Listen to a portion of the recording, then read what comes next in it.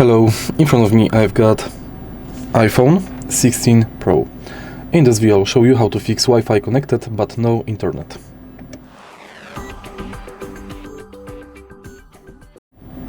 In the beginning, let's go to settings of your smartphone and next go to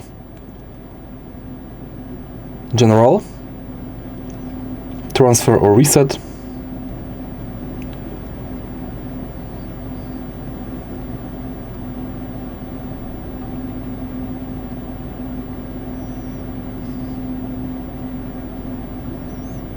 Select Reset and select Reset Network Settings. Confirm.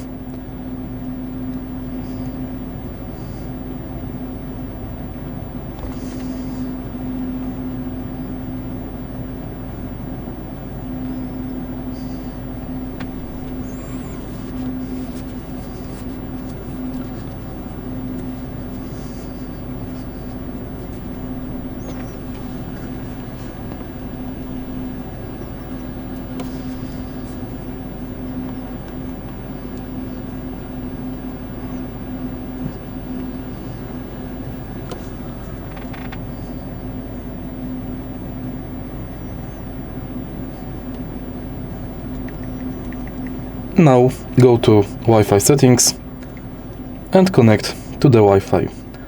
Issue should be fixed. If you find this video helpful, please leave like, comment and subscribe.